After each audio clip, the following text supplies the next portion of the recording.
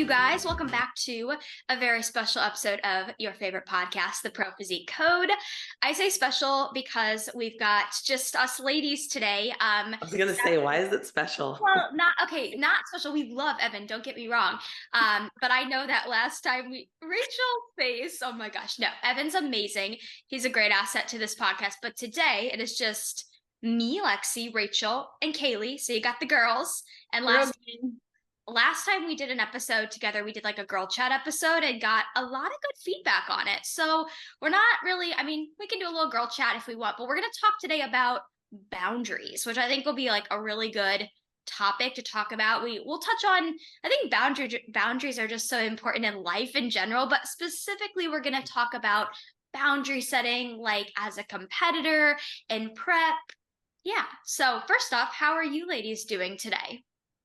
I'm good. I was just talking about, like Kaylee said, my skin looked good. And so I moved into my house and I got like a water test and I paid to get my like a whole water filtration system in. I think that is actually like helping my skin a lot, honestly. Yeah, you like legitimately, all jokes aside, you are like your skin's like glowing. Yeah, I mean, I have some highlighter on a little bit, but like other than that, like it's just my normal makeup that I do every week. But I think if I've had it now for like a month, and so I remember I took a picture because the guy did tell me that like your skin and your hair, like things will start to feel better after a while of using the water. And so I took a picture of my skin, just like no makeup or anything, before like the day that they installed it. And then so I'm excited to see how we had one of those when we lived in Florida and my skin and hair was really good. I mean, my hair is good, I guess, but yeah. When I lived in my old apartment, so this was like, I think this was my second year of college. So I was so I guess the water here, like in downtown Tampa specifically, it's not known for being very good. And I think most apartment complexes have like filters, and so it's not an issue because I've never had an issue at this apartment complex that I'm in. But I remember for so long at my old apartment, I thought something was wrong with me because I would wash my hair and it was like, it sounds gross, but it just never felt like clean. And I kept like, I would research. I thought I had like some like hormone issue or whatnot. This was years ago. And come to find out, I went to my get like my hair cut and everything. And then the guy who did it, he was like, yeah, he's like, that's actually really common. Downtown Tampa is known for having really bad water. And so he's like, go to the hardware store, get like this special filter. So I had to get that, and then it was better. But it's crazy what you attach it to your shower head. Yeah, I did. Hard water, guessing. Yeah, that's what it was. Yeah. And I just left it there when I moved for whoever moved in afterwards. But ever since I moved into my current apartment, it's never been an issue. But yeah. Cool. Yeah. All of us have, I mean, my hair, I feel like since I bleach it so much, it's like started to not grow as well. So it's definitely growing. It's just breaking. And so like it's a little shorter than it has been in the past, but I feel like it has grown in the last few like months because it for a little bit it was like really short and it was like right at my collarbones. Now it's like a little longer. So I just started back on a hair, skin, and nails supplement too. So I'm gonna try that. Nice. Kaylee, your hair is always like perfect. And is that your natural hair or do you have extensions? No, I don't have extensions. It's my natural hair. The weirdest thing is I hated my hair growing up because it was like thick and poofy. And I remember when I switched schools in high school, my 7th grade year, and I'll never forget the history teacher out of nowhere where he's like, you have really good hair. And I was like, sure. Really fucking weird thing to say to the new girl, but all right. And now I'm like really thankful for it. But my grandma has really thick hair. Yeah. And I've literally that thick of hair like that, like lots of hair like you. Yeah, I've treated it like trash. So I used to like box dye it, bleach it, like all the things. And it's actually I've lost quite a bit of it just over like the last 5 years, probably just pregnancies and preps and you know what I mean, or whatever. Yeah, but I'm happy to have it. She's here. Even if I use swab on her, she's here. Yeah, fun fact, I've actually never dyed my hair. I've gotten highlights before, but it's been years and years and years. I don't remember a time that I was not dyeing my hair. I've been like bleaching it since for the last like 4 years, and before that I was, or like 3 years before that I was doing highlights, like a lot of highlights. And then in high school I dyed it dark brown a few times, and I permed it back in high school Ooh, twice. I'd like to see those pictures. I would I'll sure miss that. I'll post them when we post the episode. I'll post the Oh my pictures God. of me with dark curly hair. It's just a totally different look, but it's also like me in high school. So yeah. Yeah, when I was platinum in like 2018, and that's when I started, I think like it just really fucked my hair up, and it wasn't even for very long. Yeah. Yeah, I think that's like part of the reason why my like hair is not as long, but it's weird because like I've always dyed my hair, and I've always had like hair like kind of down just like below my boobs. And so I don't know if it's just like the fact that, I mean, maybe it's me in Texas like for now 2 years that it's like breaking off more, but I don't Yeah, know. it's probably I could dropping also off probably a bit. trim it more often so it doesn't. Yeah. All right, Lexi with the virgin hair, Rachel with the Yeah, my That's hair what bleached hair. my hair grows really quickly though. I got like 5 inches cut off of it like a month ago. I just needed to, but I kept it really long because I didn't want to have to add too many extensions for like for stage purposes because I wanted it to be long and I didn't want it to fall at like a weird length. But I finally bit the bullet, got it cut, felt amazing. I remember I was at a show once, just like bringing it back to prep related things. I was at a show once and I was backstage working, and this girl, she was a bikini competitor, and she was crying because her coach had told her she needed to cut her hair.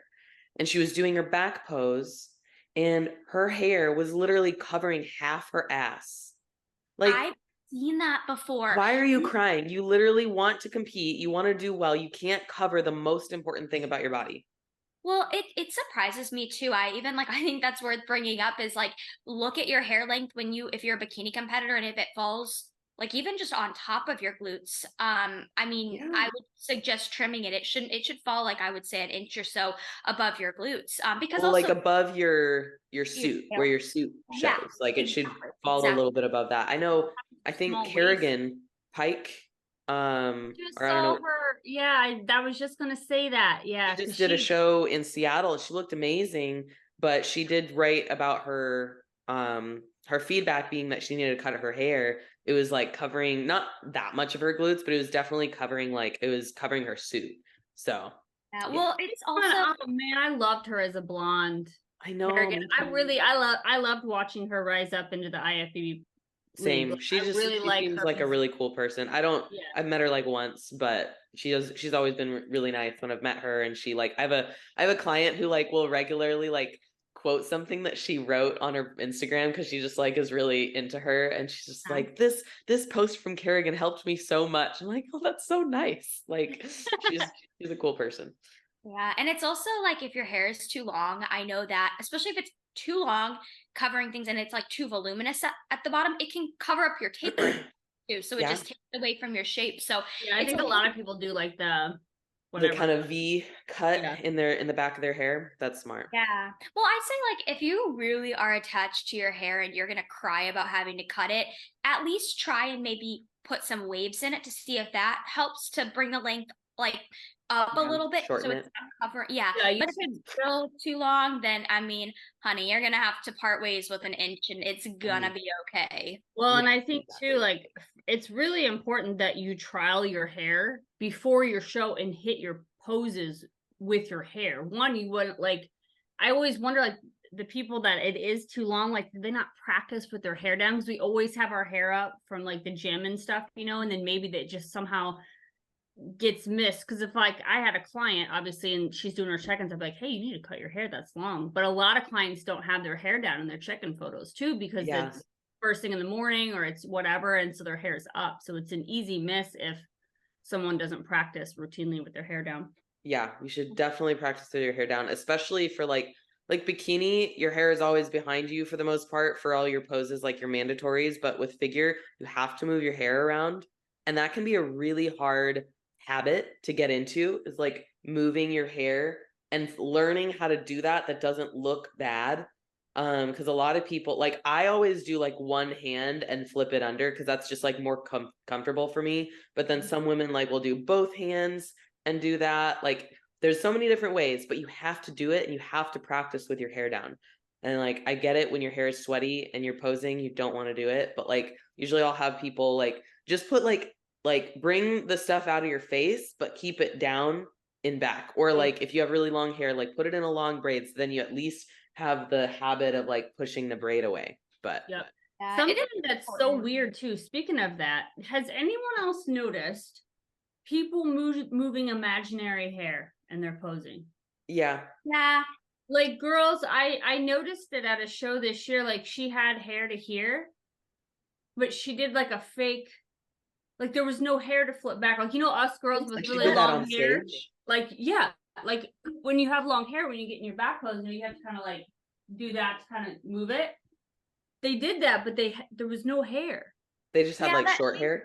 I almost wonder if they had just watched a lot of videos of posing and thought people like it was a posing move and not that they were just getting their hair to their back. That It would be was embarrassing if they thought that, but I I bet know, it's but more I've of like a seen habit. couple girls with short hair do that, and I don't know why, because they don't have. There's no hair to move. yeah, Did that they it's have kind like a little bit of hair and they did that with it, or did they not even touch hair? Like the hair didn't even touch their shoulders. I don't know. I know. People do a lot of weird shit, So if you're honestly. listening to this and you don't have, if you don't have hair, no, if you have short hair, you don't have to move imaginary hair. It's so weird. Yeah, I think that a lot of girls think like, I don't know if they think it's mandatory, but I think a lot of people think like, oh, it's something that'll make my posing look better because like everybody does the hair flip. But I do think it is so important because I made this mistake early on, like because I always wear my hair up and it I think it is very important to practice with your hair down because especially even in bikini, if you're not going to move your hair, I think it's important to just like always make sure it's off your shoulders because like if you are posing and then it's falling over your shoulders, especially like in your back pose, if it's covering up your shoulders, it's going to take away from your shape. It's going to cover up your delts. Like, so it's very important to be able to keep it very controlled. So very important to practice with it down on occasion, just so you're not overwhelmed come stage day with like, oh crap, what do I do with all this hair on my head, you know? Yep. And each person moves too. Some girls, they transition smooth, but some, like, I know sometimes when I turn around, like my whole hair is like a cyclone going around. If you move fast, then your hair's like, whoo, and you've got to like kind of fix it once you've moved, where some people move a little more seamless where it doesn't move a lot. Yeah. My hair is pretty like when I curl it for the stage, and like I probably will this next season, but like it doesn't really like move a whole lot without me. Like I can usually just like flip it around with my head and it's fine. Like it doesn't just it's good. But yeah. Oh, that's our hair talk. Hair talk. Yeah, hair 101. Well, I thought this topic about boundaries would be a good one to discuss because I think it's something that I know personally, I think, and probably you guys are in the same boat. I used to struggle with this early on in my, like when I first started bodybuilding, you know, you get a lot of shade for it. You get a lot of people that question it and kind of put you down. And sometimes it's hard to have those boundaries. And sometimes we fall trapped to letting other people kind of tear us down. And so I think that it's important to talk about boundary setting and boundary setting for the purpose of, you know, being an athlete, but also your mental health as an athlete. So I feel like my first show was the worst with the boundaries. I feel like my first show was one where I allowed a lot of things that I would never allow from friends or family now. For sure. What sticks out in my mind the most is my first prep. My birthday and my husband's birthday fell before my show. Like my show was like, I think 2 days after my birthday. And my husband obviously wasn't in prep. So I'm like, oh, we'll do something for his birthday. I had this like whole cake made that looked like the Hulk. Like it was a whole ordeal. We invited a couple of our friends over. And I had this friend in particular, who's not my friend now. She came over and she like kind of would mock me different things throughout my prep, you know, like almost like I could tell she was making fun of me without actually like coming out and making fun of me, if that makes sense. Anyway, this cake that I couldn't have, and like I love cake, she was like eating it and was like, don't you wish you could have some? And it was like, it was in that moment, I'm just like, why is this girl my friend? Like I didn't unfriend her for that, but like there was just series of things where I noticed like, why am I allowing this? Like if this was really my friend, like you can see I've went all this time, I'm like a week out for my show, and she was like, come on, you could have one bite, it's not going to hurt you. Like, and she was like actively trying to like sabotage what I was trying to do. It was really bizarre. And then twist of fate, she's not my friend now, but they came to my show, her and this other friend of mine, and after the show we went out and they had a couple drinks. They're like, oh yeah, we were making fun of you like months ago when we were in Vegas and you couldn't go, and you posted a posing video on your Instagram. And I guess they were like drunk in Vegas, like mocking me because I was like new. I didn't know what that was doing with posing. I'm sure it did look funny, but I was just like trying to learn and put myself out there. But it was like in that moment, I'm like, neither one of you bitches are my real friend. You know what I mean? Like it sucked and it hurt, but then I realized like I did allow this. Like I should have shut it down early on, and I didn't. And now I will shut it. I'm not outright rude, especially because sometimes people do say things and they mean no harm. But our intuition's good, and you can usually notice when somebody is like, they're really good at like jokingly putting you down. When they're like, you think it could be taken as a joke, but like deep down, you know, like they're actually like being a dick right now. Yeah. And that's what I think is the hard part about that kind of boundary to set, is that like it's hard sometimes to differentiate between, you know, someone who either is naive and just doesn't know any better, and they're really like honestly asking a question or wondering about like trying to learn more about what you're doing, but they might just come off a little bit like off with that, or they might come off like a dick or something like that. And then there's also people that are trying to be mean and they are making fun of you, and they are trying to like dumb down or belittle you for what you're doing. And that's like, it's hard to differentiate between the two sometimes because of how people approach it. And just because we get it so much, like we get so much of that oftentimes, especially if you have a lot of people in your life who aren't into bodybuilding, or if you have a lot of like coworkers who have like never seen someone go through a prep. That's something that I like saw a lot of when I've prepped through being in a corporate office several times.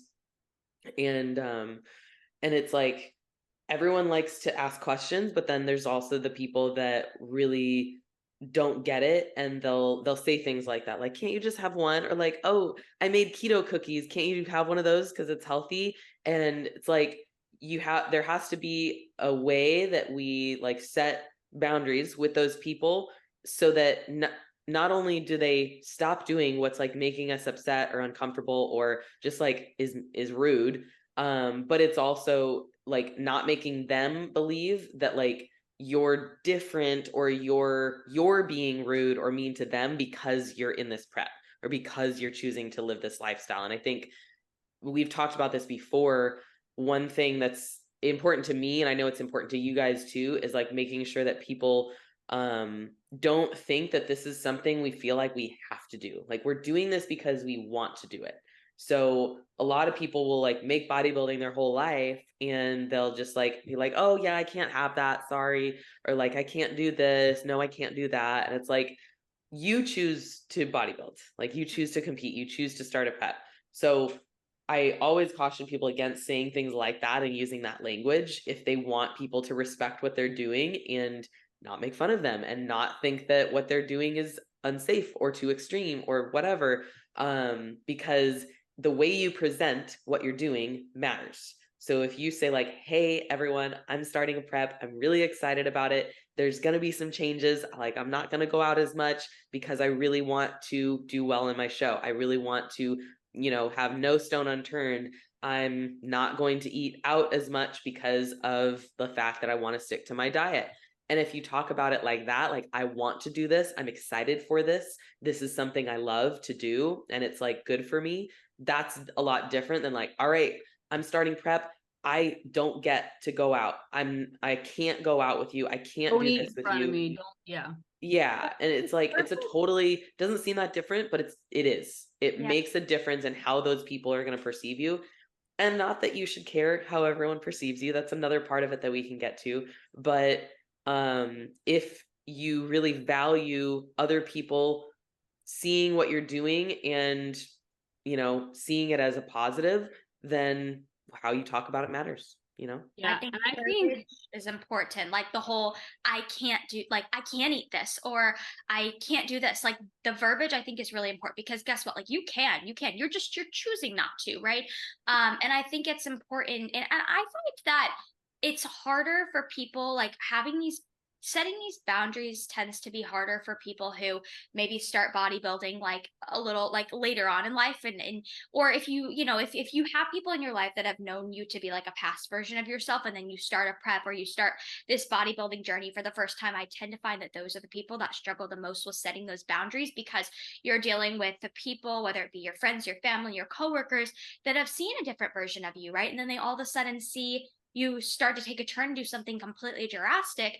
I think that for those people it can be really hard because it's almost like they're changing their lifestyle. So I think communication is really key. Just like from the get-go, if you're going to start a prep, not that you have to explain every tiny little detail to everybody, but I think at least explaining to people like so they know why you're going to change your ways and they understand that. I think that is first and foremost what we have to take the initiative to do as an athlete. We have to communicate because people don't know what they don't know, right? So if they Yeah. see you all of a sudden start to bring in your Tupperware and not eat with the rest of the office or whatever, they may assume like, oh gosh, like is she okay? What's going on? So I think you have to have that communication right off the get-go. And that's not always easy, but it's the first necessary step if you want people to treat you like normal and understand what you're doing. Yeah. And yeah, I also think, understand that like normal, there's no real normal, and like normal means different things to different people. Like someone's normal, a lot of people's normal when they go into an office setting is they don't bring their lunch. They go in and they eat out every single day. That's so many people's normal. They eat out at the restaurant downstairs, or they order Uber Eats or DoorDash or whatever, or they just have whatever snacks are in the office. Like when I worked in an office, it was like a really cool office that had snacks stocked in the kitchen, like really good snacks, like all sorts of things. So like usually during the beginning of the week when it was like fully stocked, like someone could go in there and make a sandwich and get some chips and have some, yogurt and make a whole lunch from the things in the fridge or the kitchen. But then we also had a beer keg on tap, and we had a wine fridge and alcohol always stocked. And so at 3-4 p.m. during the day, a lot of people would go in and like start drinking because that's just how that office worked. And that's how a lot of offices worked and work still. But like if you're that kind of person, like that's your normal, like you drink every single day alcohol of some kind, and you have snacks, so you don't plan anything out, you just eat kind of what's available, or you just don't eat at all until you get home and you binge on whatever food your significant other is having, or that whatever food is in the fridge, or you also do takeout for that, like that's their normal. And so them choosing to say, why aren't you normal, is like that's a reflection on them because their normal is different than what your normal is. And maybe you used to eat out and now you don't, but that's because you're changing your normal, and like you're choosing a better normal for yourself because you want to feel good, you want to look good. Like you don't have to change what they're doing, and you don't have to make them feel like their normal is a bad thing, but like you have to just be really confident in what you're doing as your normal, and that's okay. So if Yeah, people make you feel confident. like you're the odd one out, or like you're not normal for wanting to eat your Tupperware food, like fuck them. It doesn't matter because it's just because you they, make them uncomfortable. At the yeah, end of they're the doing day, their thing. You can do yeah. your thing. Just Yeah. because the majority of people eat like shit in an office doesn't mean you have to, and doesn't mean you have to feel bad for eating healthy. And that's what like a lot of people, it blows my mind that they get so worried about that. I know. And I think confidence is like what you just kind of touched on. Confidence is really important because I know when I first started like bodybuilding and obviously was kind of eating a little bit different. I mean, I was not working in a corporate office or anything, but like around my family and like family get-togethers. I know when I would like, kind of like eat my food separately and I was a little hesitant to like, do it around other people and I was not confident in it, right? And so of course that kind of led to those around me kind of like batting their eyes, making judgments, saying some harsh kind of mean words. But I think having confidence in what you're doing is really important.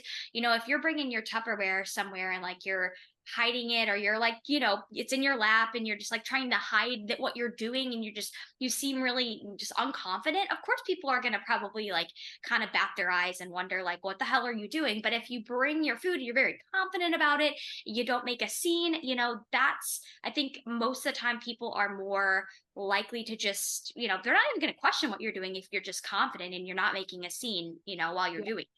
Once people get used to it too, because I came from an office setting as well.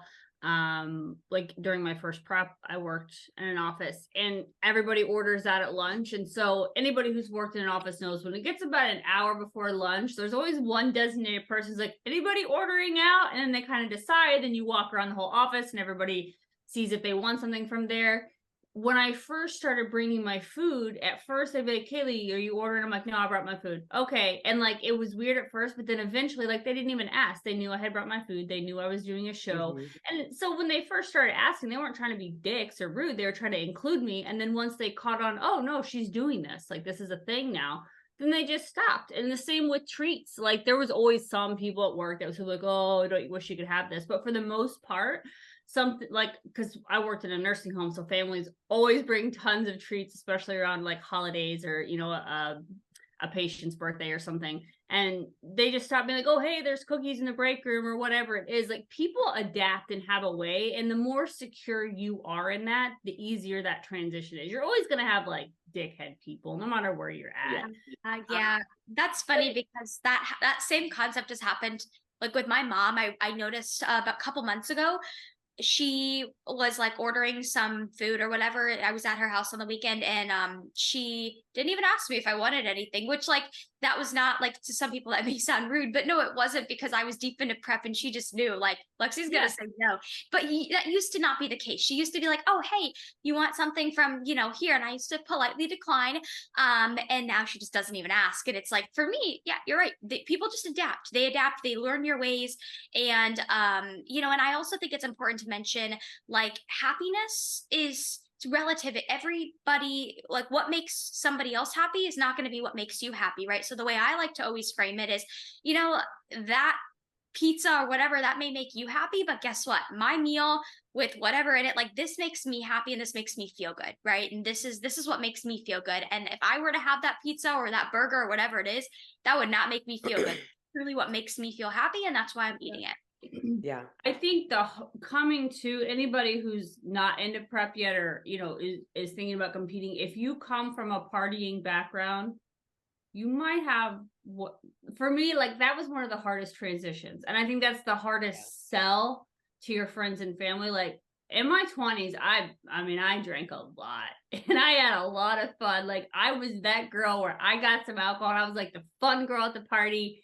And that was my identity. I wasn't an alcoholic, but I was the fun friend, right? Where like everybody wanted to have a good time or see something crazy. Let's go drinking with Kaylee. And so when I transitioned into bodybuilding, I think, not that it was right on my friends to treat me that way, but they kind of like, they probably went through where they lost a friend. And not and they were confused being friends, but because that Kaylee they knew was transitioning into something else. So initially, when they were making fun of me or making comments, they were probably trying to say, like, can we get her back? You know what I mean? Like, it's people's habits to try to save or get back that relationship or salvage it. And then after my first show, because until you do your first show, don't tell all your friends and family to fuck off, because you may never compete again. Yeah, it's true. So, that first time, within reason, put up with a little, not put up with it, but understand it. Try to say like, hey, no, when you say this or do this, it makes it harder for me. Or, you know, whatever it is. But like getting through that first prep, it's everybody's first time. Your friends and your family haven't seen you this way. You haven't seen you this way. That's a good point.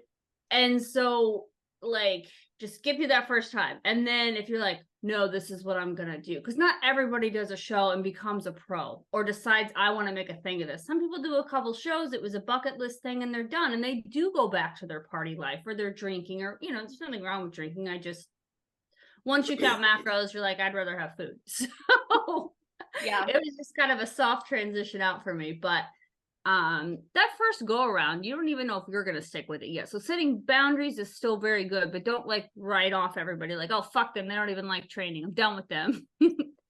Like, I think that's true with everything though too. Like, yeah, there's so many new things for you and for the people around you when you're doing your first show. So like, yes, commit to it, be serious about it, like take it seriously, don't just fuck off, but like know that like there's going to be things that you might not like, and like you don't have to like put every single ounce of you and your identity into bodybuilding just because it's what's cool on social media, or just because you have a coach that's like really hard on you, or whatever it is, just because you have a best friend who competes and you know you want to be as good as them. Like, just give it, like, keep an open mind throughout your prep, because you may love it and you may make it into a big part of your life, but you may not love it. And so it's important to like still keep who you are, and don't treat people poorly. Don't say fuck off to the friends that don't get it. Like, just take it all in at like as it comes in, and just like make the decisions as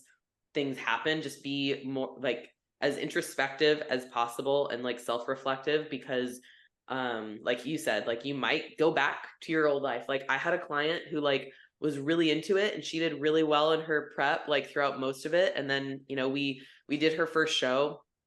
She didn't do great because you know she wanted to do that show, she didn't want to push it off like I wanted her to do. And literally like after her first show, she was just like, nope, I'm done, I want to go back to my old life. Like, yeah, I'm everybody. going to work out and I'm going to eat healthy, but like, I don't want to track food. I don't want to ever step on stage again or do my makeup like this or do any of this. She was like, I thought that I would like it a lot more than I did. And thank you, but I'm done. And I'm like, Yeah, all and right. it's not uncommon or even weird that like I do consider myself weird sometimes because I do like eating healthy and training and prepping myself to low body fat more than partying. That's not necessarily the norm. A lot of people would say, no, I would rather go to a pizza restaurant and party and drink with my friends. Like, or they end prep and they can't wait to party. They can't wait to get back to that lifestyle. No, yeah, it's my energy and my sleep and my feeling full when I'm in prep, but I don't know, no time in prep do I feel like I'm missing out on life, or like there's this life that I wish I was living. I 100% agree. I 100% agree, because I like, and I get questions about this sometimes because I know like some people like on Instagram will DM me about this if they're like in college and they're considering prepping, because I did do my first prep when I was in a dorm room in college, and it can be really hard. I mean, I was immersed in all of the partying and the drinking, but like that's just never been a part of me. And so but I was also very confident in what I did. And I had two roommates, so I had like a triple room. It was like a little shoebox with 3 beds and 3 desks. But my roommates, I mean, no, they were not into fitness or like not at all, but they just knew that I was a happy person because I would go to the gym, because I ate a certain way. They knew that that made me happy. And it, you know, they never put me down for it. They never questioned me, just because I knew it made me happy. And that you started so young too. Yeah, like, and you started like while still in college. Yeah, and that's where it's a little different, because like a lot of my friends that I have made later in life have been through this. Maybe they're not bodybuilders, but they are like in the industry, right? Of course, I still have like some of my really close like childhood friends back at home. But I think that the biggest thing that has just helped me is like, especially when I was in college and doing a prep in a dorm room, you know, Thursday nights were always the nights, like in college, everybody would go out Thursday nights. I don't know why Thursdays, but it was always Thursdays. And I was totally content with not going out, with staying home, not staying home, but staying in my dorm, getting sleep, eating a certain way. But I was just confident in it. And I didn't like I and my friends and my peers just knew that that was me, and they didn't question it because they knew it made me happy, and that's what made me happy. Whereas for them, what made them happy was going out and drinking. I didn't question what they did, so therefore they didn't question what I did. That's Yeah. yeah, that's nice. I had like kind of an in between. Like when I was in, I didn't like go to 4 years of college. I went to theater college for a semester and then went to and then dropped out and moved to Texas for a year and then came back to Washington, or yeah, came back to Washington to like do my thing and start. I got into fitness, but I was like personal training and I was like working out, but I wasn't like so serious about it that I was tracking my food or weighing myself, anything like that. I was just like trying to be fit. Um, and I lived and worked at a gym that was like in the middle of like a very lively area. And so like I was drinking every weekend. I wasn't doing it every day and I wasn't going like crazy. I wasn't partying, but like I slowly got into the lifestyle of like, I really don't feel great when I drink. Like the next day, I remember there was a time that I was like opening the gym that I worked at and it was like 4 a.m. and I had maybe gotten like an hour of sleep and I had got to the gym and I was like putting the sign out. It was still dark and I was like still drunk. I was like still drunk. And the owner of the gym, he never got there like at opening, but that day he did. And so he like, I remember like putting the sign out and then like him walking down the street and I'm like, oh fuck. Like I'm so drunk right now and he is here. And that was like that. And then I remember like I had one other instance where I had drank way too much with the people that had taken my fitness class on Friday night, because I had this class called Recess where we did like kind of like gym recess games, like gym themed recess games on the turf in the gym. It was really cool. And the whole premise of the class on this, like on Capitol Hill in Seattle, was that we did this class together. It was super fun. And then we went to happy hour afterwards. Like that was just the premise of the class. Like it was called Recess and Happy Hour. So we did that. I drank a lot. And then I left before anyone could really tell that I was really drunk. And I was walking home and I just puked on the street. Like, just I like, did not see that coming. I was walking by myself home because I walked home. I had like 5 blocks to get home or something. And like, I honestly, at that point, I did not remember getting home. And I puked on the street. And I remember like, I did get home. Luckily, I was safe. Everything was fine.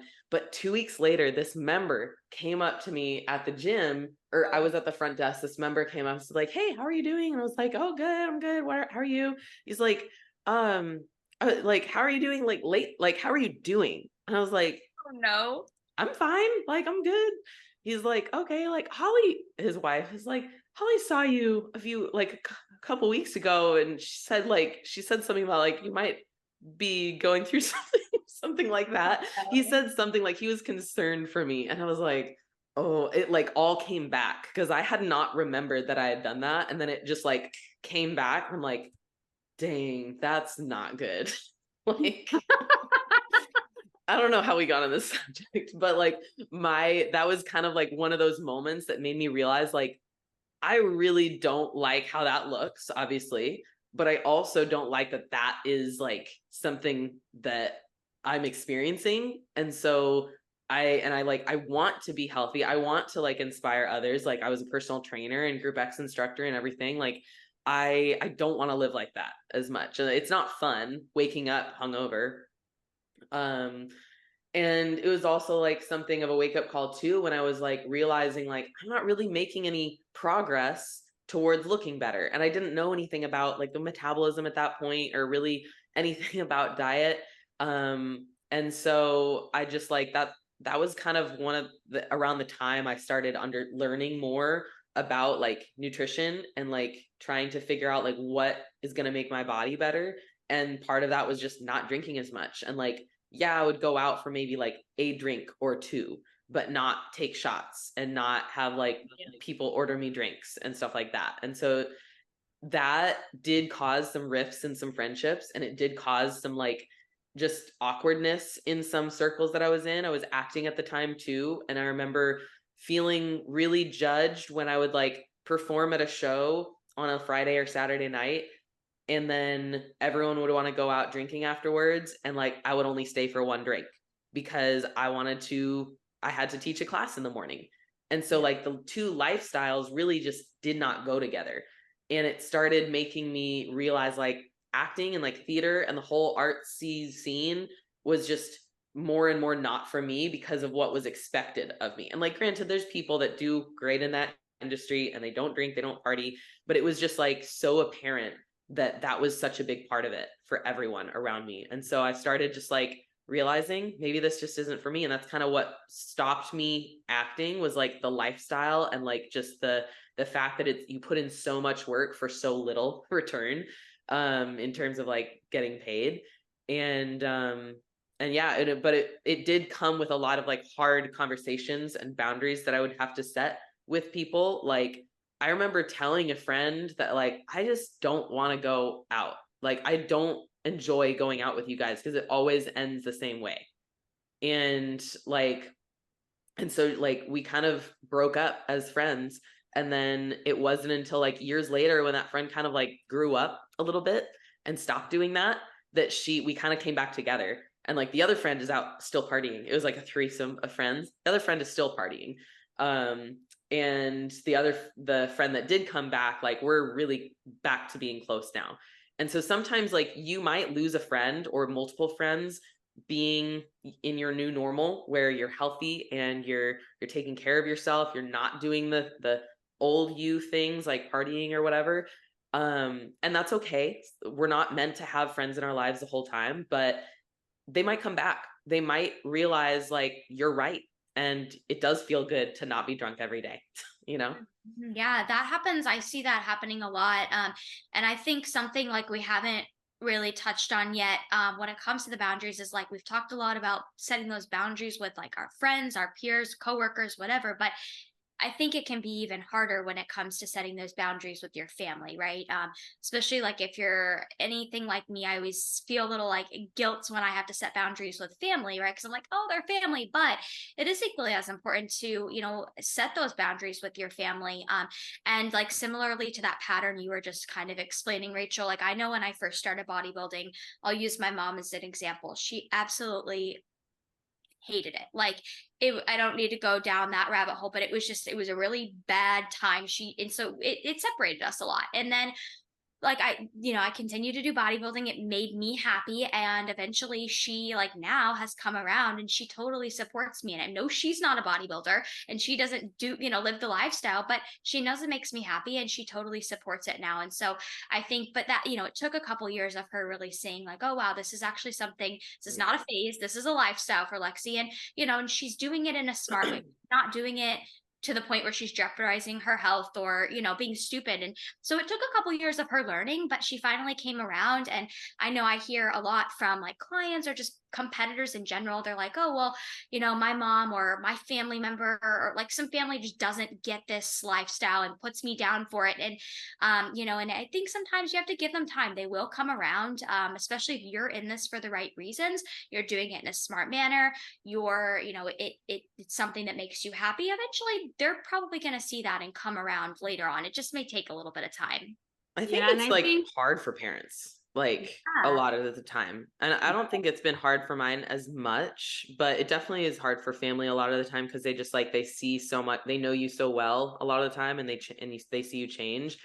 But like one thing that I think everyone should understand is like you don't owe your parents living the way they want you to live. You don't owe that to them. Yes, they raised you, and that's great. Good for them. Like we're always grateful for them. But you don't owe your parents living exactly their lifestyle or like how they wished you would have lived. Like you just don't owe that to them. You don't owe that to anybody. You owe it to yourself living how you want to live. You do. And I'm really curious. So I have a question like for Kaylee, because I mean, you're the mom of the group. And I would assume like when I look at it from a mom's perspective, I feel like probably the reason my mom was so like uptight and like hated bodybuilding when I first started it is because, she saw me and thought like maybe I was suffering or I was like depriving myself. And so I feel like that's why a lot of moms, not all, but a lot of moms are like, oh my God, no, I don't want my daughter to be suffering. I don't want her to be tired and hungry. So I'm curious to hear how you would like look at it from a mom standpoint. Now, and I'm going to use my opinion, and think about anybody you know whose parents have ever been worried. Mm-hmm. Typically, it's somebody who's already, I don't want to say skinny, but small. Right? So let's say you have a daughter and she's in shape. She's not overweight. She's small. She's skinny, whatever it is, however word you want to use. And now you see her start a diet.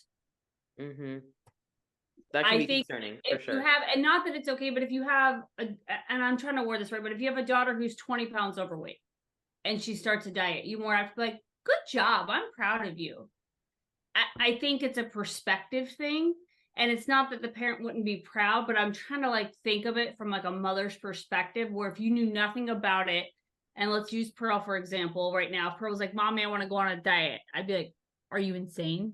You know what I mean? Like, she's 7, so it's hard to use her as an example, but you know what I mean? Like, not that it would be okay if she's overweight, but I think it's a perspective thing where the parents see it as a healthy thing if their kid is maybe has some body fat to lose and they want to get into bodybuilding, versus they see their kid as perfect. They don't need to change anything. And now they want to change themselves. Why? Yeah, that can be hard, especially if they're really young.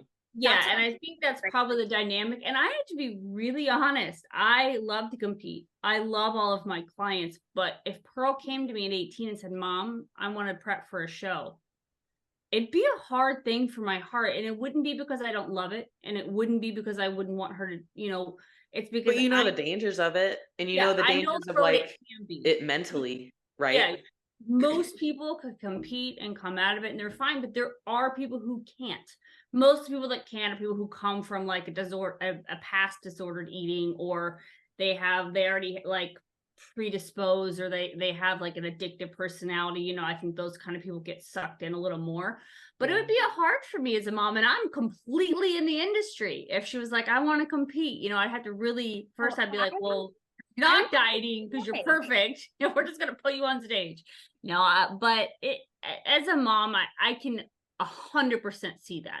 Yeah. And I think remember Doug Miller, who is the owner of Core. He said the same thing about his kids. He has kids a little younger than yours, younger than Pearl.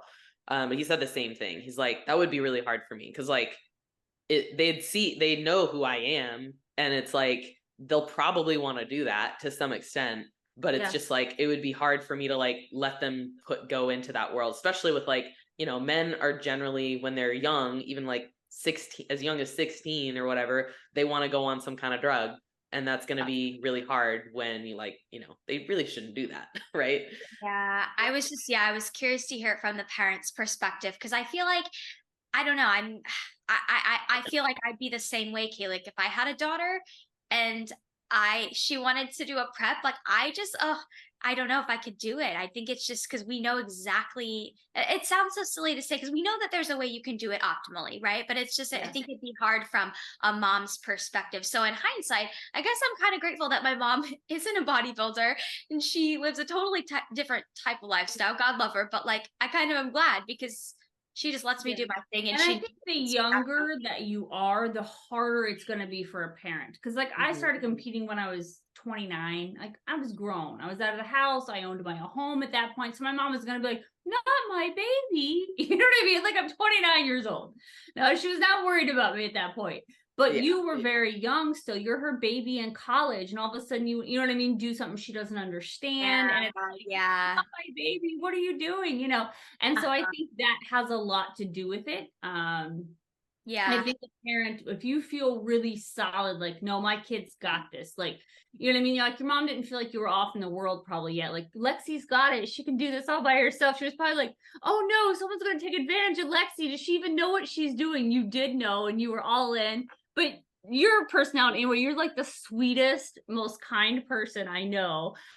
And she was probably like, this danger of bodybuilding is going to ruin my sweet child. It's so funny. It's actually, that's hilarious, because both of not really my dad as much, because he's a very like tough love type of guy, but my mom, I feel like, both my parents were worried when I moved to Florida for college, because they were like, we knew nobody down here. I had nobody. I was just kind of being thrown down here. They were so worried for like just my safety. And so like even like the littlest things, I would say, if I told my mom I was taking a walk, like, you know, when the sun was going down, she would freak out. But That's like, gonna be you, Pearl. I know, here I am 5+ years later, knock on wood, I've been fine. I know, like, I'm a kind, nice person, yes, but I can definitely have my boundaries and with people if I need to. But yeah, but no, I don't know where I was going with that, but Yeah, and I think that has a lot probably to do with it too. Like, I'm trying really hard to like raise a firecracker of a daughter. yeah. Just to like, I think you're doing good. yeah, just so I have a little peace of mind. You know what I mean? That she's like gonna be okay. Like, I know if I can just get her my personality and kick back to life, like I know she'll be okay. You know, it's so funny though, because like I find that getting into competing and bodybuilding has brought out more of that kind of fiery side of me. Like I'm definitely, yes, I'm a nice person, but I can be like, I have no issue like voicing my opinion now, especially with like I have some family members who have like differing opinions than me, and sometimes they'll want to get in arguments, and I have no issue like standing my ground and being confident in who I am. And I truly feel like bodybuilding did that for me. Like I think about before I got into bodybuilding, I was a very shy, very like reserved person. I didn't speak my opinion a lot, but now I have no issue doing that. You know, even if it means that it's gonna maybe hurt somebody's feelings, like in the best way possible, like I have no issue just being true to who I am. And I truly feel like bodybuilding has brought that out in me. Don't fuck with Lexi. You heard it here. Age will do it too, Lexi. I swear to God to everybody, I used to be nice. I used to be the biggest pushover, naive. You could talk me into anything. And now I'm like this old lady that lives under a bridge that'll like hit you in the ankles. Like, I don't. Oh my gosh. Oh my gosh. Okay, well, what haven't we touched on yet with boundaries? Boundaries with a coach. That's what I think we should talk about. Yeah. Like definitely don't miss that, because people sign up with a coach and they don't set any boundaries, and then that's where you get competitors who will go through multiple preps, off seasons, whatever. They'll do anything and everything the coach says. And if you don't have a good coach, or if you have a coach who just like doesn't have your same priorities, then that can end up really fucking you up. And those are usually the competitors who end up saying bodybuilding ruined my life. And it's not necessarily the coach's fault. Sometimes like it's partial, like it's a two-way street. No matter what, it's always a two-way street. When you win, when you lose, when you have health issues, it's often a two-way street. A coach can only do so much, because we're just giving you information. We're here saying, here's your plan. Here's what I want you to do. And, we might have the best intentions, but sometimes things don't go right. Sometimes coaches have a plan that like isn't really great for you. And sometimes they're just negligent, or they're just straight up stupid and they don't know what the fuck they're doing. And so as a client, you need to have boundaries that you set as you're going through the bodybuilding world, and as you're hiring a coach, as you're working with a coach, all of that. So like, I always recommend when people look into hiring a coach is like, talk about not only like your priorities as a client, like, yes, I want to win my next show, but also like, if you're going to be taking drugs, what are your priorities? Because as a female, you need to understand what your priorities are for side effects, because some people don't care about their voice changing. Some people don't care about, things like hair, acne, stuff like that. But some people really do. And if you don't voice those concerns, or you don't set those boundaries with your coach, who's going to be giving you those drug protocols, most likely, that's usually the case, then, or whoever is giving you the drug protocols, doesn't have to be a coach. If someone's giving you drugs, you have to have priorities and set boundaries with that person if they're going to be monitoring you. And so they know what your priorities are. If your priorities are like, I don't want my voice to change that much, then you have to tell them that. Because if they don't know that, they might think that you don't care. If they don't know that you care about your clitoris changing, then they won't know. They won't ask the question. They won't expect, like, if you don't give them any information on side effects happening, if you're not telling them, hey, I'm breaking out like crazy, then they won't know. So you have to set those boundaries with your coach about drugs, especially, but also just anything, like any kind of health monitoring, any kind of feedback you get from the coach. If they give you feedback that's uncomfortable for you to hear or to talk about, you need to tell them. And sometimes it's a matter of like the coach will let you know, like, this is really important for the process and I need you to know that. And if you ever feel like something's off and like, I don't know if it's important for the process, like, we've heard the stories of coaches being like, I need to see you naked. That's not important for the process. No. So like, that's a boundary that unfortunately we have to talk about because some very new competitors don't know that a coach doesn't need to see them naked.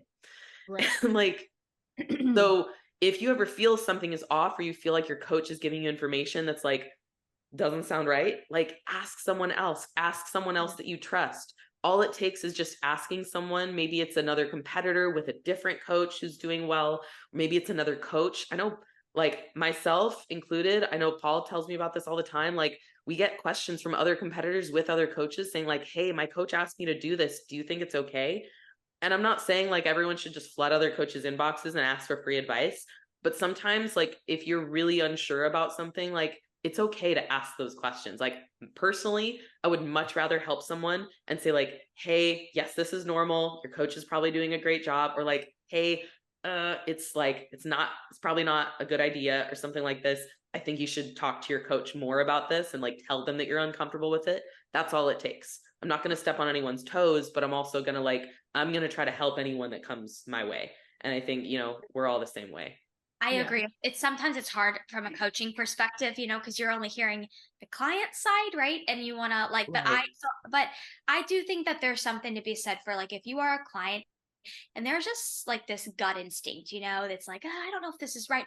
Just ask, like whether it's, a coach that you trust, or a friend who also has a coach, right? Ask if it's normal. There's no harm in asking. And like typically as a coach, because I do get people that will come into my DMs with coaches asking me like, oh, is this normal? And I don't want to step on any toes, but typically like I do recommend, hey, like you should probably like talk to your coach about this. And a lot of times, unfortunately, I get the whole like, well, I'm afraid to talk to them. Well, if you're afraid to talk to your coach, they're probably not the right coach That's a red for flag. you. Yeah, that that's is a deal red flag. breaker. We talked about that in past podcast episodes. Like if you're questioning something your coach is doing and yet you're afraid to bring it up to them, question like, okay, is this the right person and coach for me? Because if you don't feel comfortable communicating with your coach, then that's probably not going to be a good coaching relationship long term. Yep, Agreed. I agree with that. Yeah. So like when you set boundaries with your coach, it also has to do with like the good things. Like when I hired my coach almost 2 years ago, I told him, I don't want to step on stage until we're both really 100% solid on me doing well on a pro stage. Because I've had 2 very poorly done, failed pro seasons. I don't want to do that again. Yeah, I know that you can't really go in with expectations, but like, I want to be so solid that I feel like truly undeniable. And there's like, now that I know all of the things in terms of like what it's like to be on a pro stage, not being undeniable, like I know more or less of what I'm looking for. And I also like follow things more closely in terms of like looking at other competitors and seeing how off seasons go and seeing how things play out on stage, looking at shape, like really studying my division as best I can. I honestly don't think I did well enough going into my other pro seasons. That was part of my, like, that was the boundary I set with him. It's like, I really don't want to embarrass myself again. And part of why I chose him was because he drives a really hard line with that as well. He talks about it a lot, which is like, I don't put people on stage if they're not ready. I would rather lose you as a client and lose the money than put you on stage when you're not ready. So that's why he doesn't have people that go on stage not ready. And like, not every coach holds that boundary or holds that line. Some coaches will go more towards what the client wants and say, if the client says, I really want to do this show, I have to do it, I'm going to fire you if you don't let me do it. Like sometimes that is the case. And I'm not saying there's a right or wrong way to do it. Sometimes like I've put people on stage in 2020. What? I sure could have used someone to tell me that in 2020. Yeah. Like I've put people on stage, like not 100% undeniable because like I told them like, I told them the reality, which Yeah. is like, hey, you're not quite there yet. I think you could do okay depending on who shows up, but it all depends on who shows up. And, you know, I've had people show up like with their best ever, like as good as they possibly could get within that prep. Like my master's figure competitor recently, she got fucking shredded. And like she was most conditioned on stage, but like she doesn't have the size. So like we knew going into that like, no, you won't be undeniable, but you're definitely doing everything you possibly can. Like we're putting you up there as like at your level of perfect.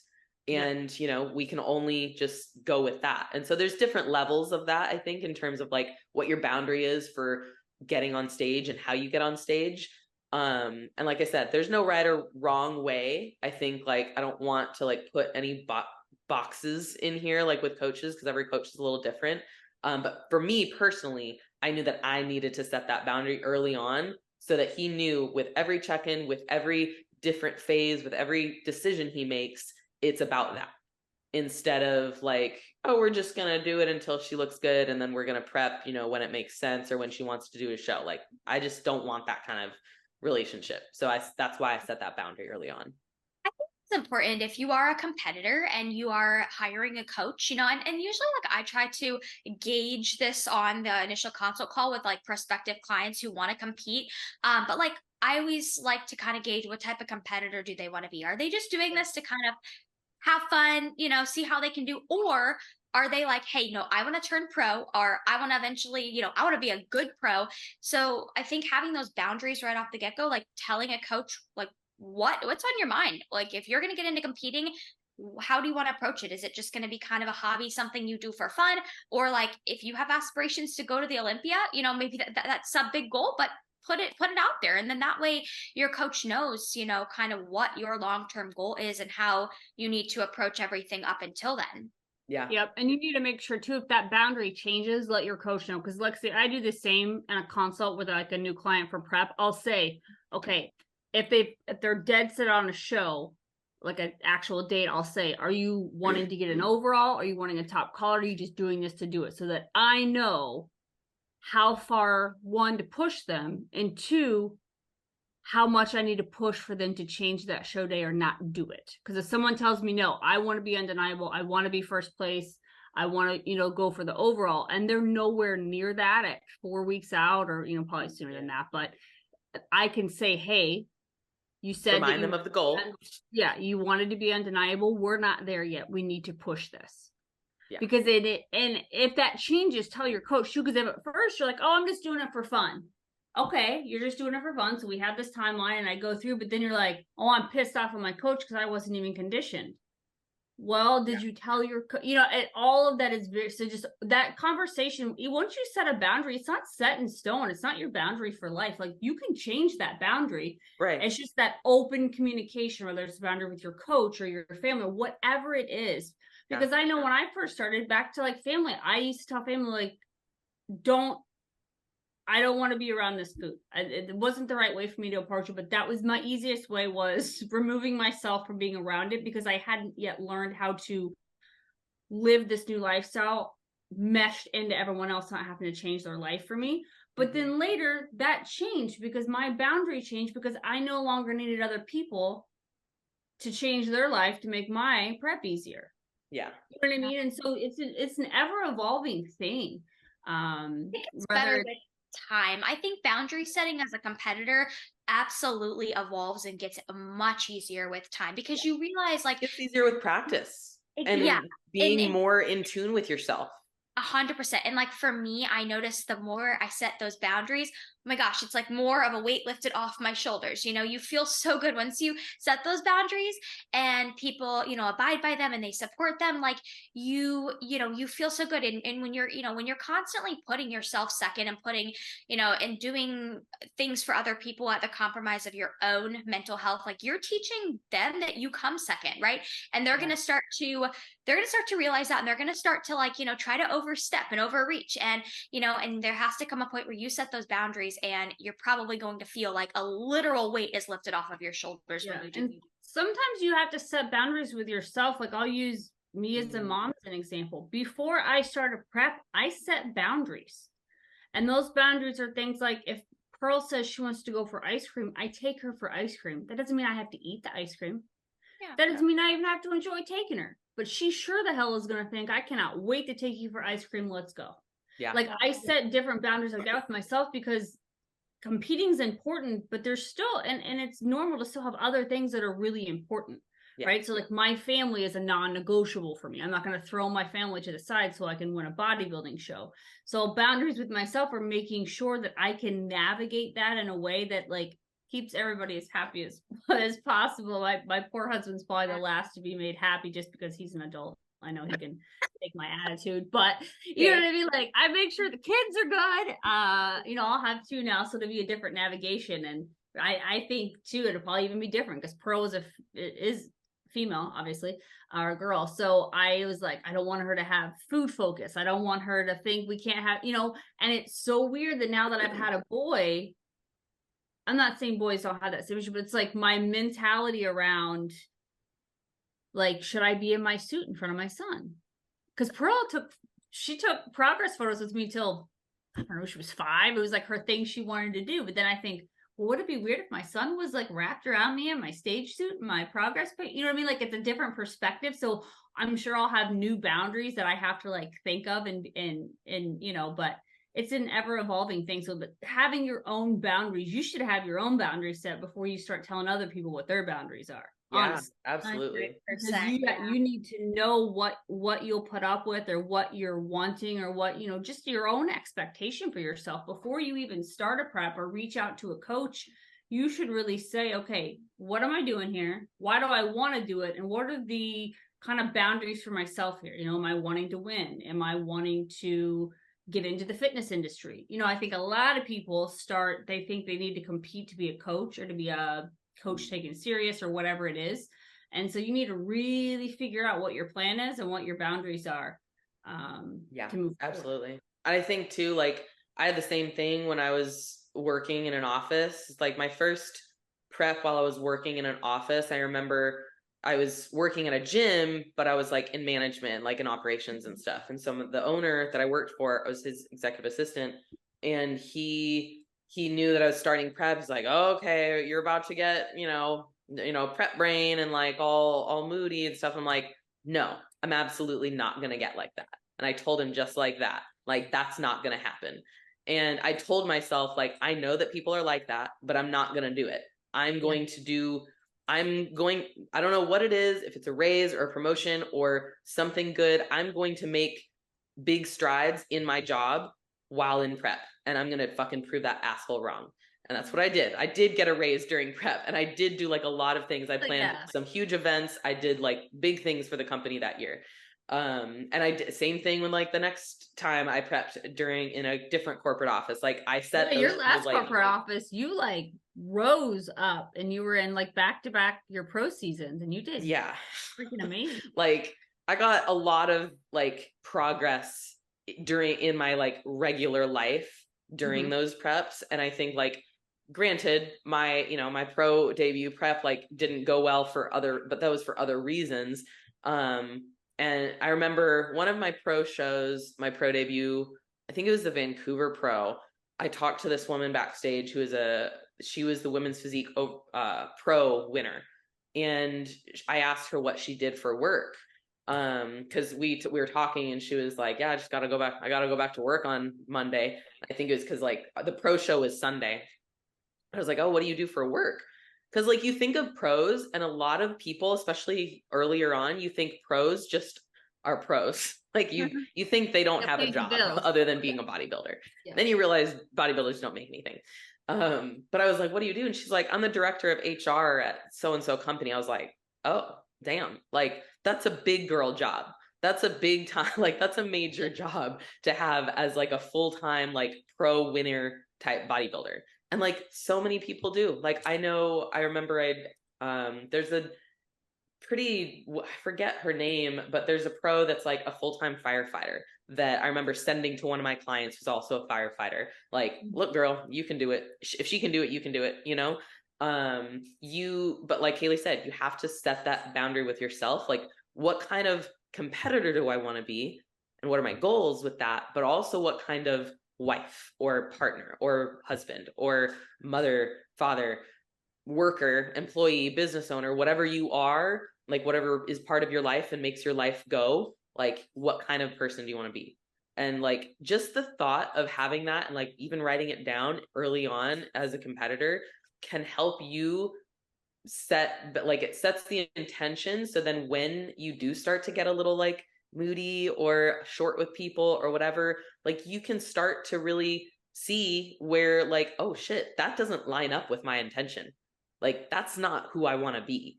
And yes, it takes time to get to the point where you can really like stop yourself from getting that way. But hopefully you have like, you set those intentions and you can like remind yourself of those often. And hopefully you also have people in your life who will remind you of those too. Like, I think that's something that we can all do better at is like setting our intentions with ourselves, but us all sharing that with other people too. Yeah. So, I yeah. agree. But I know we got to wrap up soon. So hopefully this was a good enough boundary call or boundary lesson. Boundaries with your coach, boundaries with yourself, boundaries with your friends, family, all of it. So anything else to add? I don't think so. I think we hit everything for the most part. If you're listening and you enjoyed this girl chat on boundary setting, share this episode, tag us. We'd love to see that. And let us know if there's anything you want us to talk about specifically. We've got a couple of guests coming on here in the future, which will be exciting. So yeah, so I guess that wraps it up for us. And if you have stayed this far or have you made it this far, thank you for listening, and we will catch you guys next week. Sounds good. Bye. Peace. Bye.